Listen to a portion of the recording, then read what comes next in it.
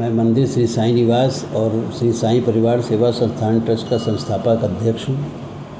मेरे यहाँ 5 मई को एक विवाह कार्यक्रम में जाने के लिए जब हमारी श्रीमती जी तैयार होकर सामान जेवर अलमारी खोली तो देखा सारा जेवर जो है उसमें से चोरी हो गया है और हमारी अलमारी की चाबी उस लड़के ने चुरा ली।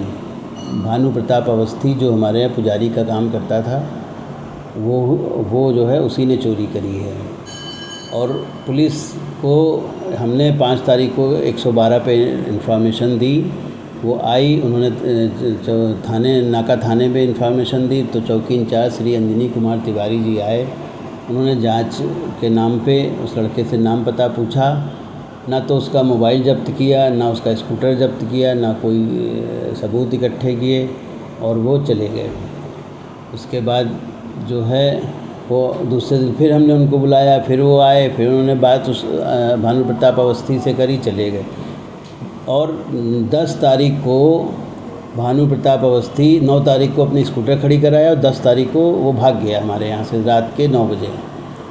और उसके बाद मैंने उनको इन्फॉर्मेशन दिया और जब हमने बहुत दौड़ भाग की तब जाके 11 मई की रात्रि में इन्होंने FIR दर्ज करी हमारी। और हमारा करीब 35 से 40 लाख के बीच का जेवर गया हुआ है। इसकी आज की डेट में अनुमानित कीमत यही है। भानु प्रताप अवस्थी पे इन्होंने कोई कार्रवाई नहीं करी। आज दिनांक 29 मई 2025 हो गया है।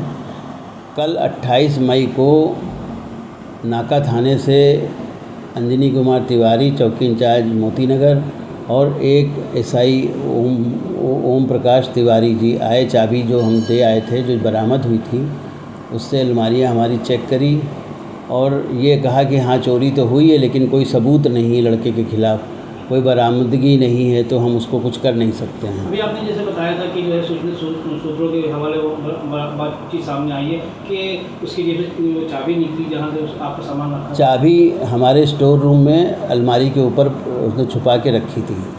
वो तो कुछ काम के लिए हम जब चढ़े तब हमको दिखाई दी चाबी। एक उसके सामान से चाकू निकला, मैंने वो भी अंजनी कुमार तिवारी जी को दिखाया कि देखिए। उन्होंने कोई चीज़ लेने की कोई सबूत इकट्ठा ही नहीं किया।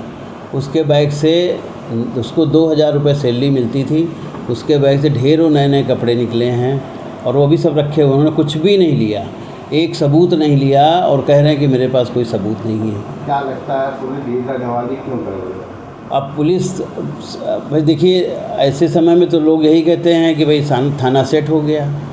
भाई इसी भाषा में लोग बोलते हैं थाना सेट हो गया। जो व्यवहार वो हमारे साथ कर रहे हैं और उस लड़के को इतना पोलाइटली पेश आ रहे हैं उसके साथ, ये नहीं कि उसको ले करके उससे पूछताछ करें, सख्ती से पूछताछ करें, लेकिन कोई कुछ भी नहीं कर रहे। हमें तो जहाँ तक हमको ज्ञात हुआ है कि उस लड़के के साथ और लोग भी हैं। उसने यहाँ से सामान निकाल के दूसरों को दिया और दूसरे उसको लेके गए हैं। पुलिस ने कोई जांच करी नहीं, उसके मोबाइल तक ट्रेस नहीं किए, मोबाइल की कोई इंक्वायरी नहीं करी, कुछ भी नहीं किया। अब हम सर क्या चाहते हैं मीडिया के माध्यम से? हम मीडिया के माध्यम से चाहते हैं कि देखिए हमारे मंदिर का सामान था, हमारा पर्सनल सामान था, वो सब ले गया। उसमें साईं बाबा की सोने की मूर्ति ले गया है जिसकी हम पूजा करते थे और एक ओम की अंगूठी जो जिसका रुद्राभिषेक होता था, और तमाम घर का सामान ले गया। हमारी श्रीमती जी का बेटी का सामान ले गया। तो कम से कम कुछ नहीं है तो उन लोगों को से पूछे तो कम से कम सामान कुछ तो मिले।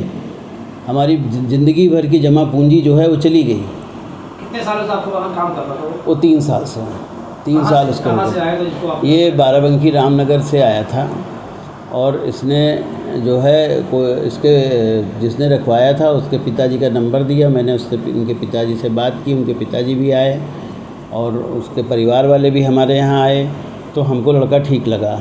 हालांकि उसके पिताजी कहे थे भगोड़ा है, टिकेगा नहीं, होशियार रहिएगा। तो हमने कहा बच्चा है ठीक है, अभी उस समय उसकी उम्र रही होगी 16-17 साल। पढ़ाई के लिए उसने खुद ही हमसे कहा मैं यहाँ पढ़ूँगा, रह के करूँगा। मैंने कहा चलो अच्छा ठीक है, मंदिर है। इसके पहले भी लड़के आते रहे लेकिन चोरी किसी ने नहीं करी। इसने इसी नियत से ये यहाँ पे आया था। क्या चाहते हैं सरकार से, क्या उम्मीद? अब हम चाहते हैं कि भाई हमारा जो सामान चोरी हुआ वो हमको मिले और इसको जो है सख्त से सख्त इसको सज़ा दिलाई जाए।